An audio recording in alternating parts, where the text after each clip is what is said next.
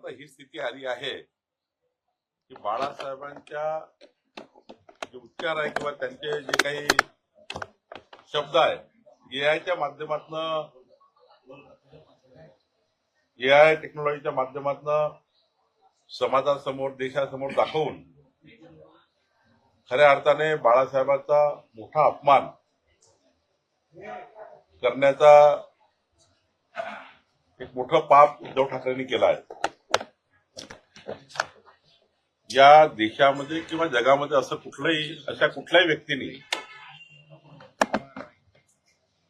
बाळासाहेबांसारख्या महान व्यक्तीच्या वाक्यप्रचार किंवा त्यांचे जे काही साऊंड आहे तो साऊंड एआयच्या माध्यमातून वापरणे हे अत्यंत चुकीचं आहे।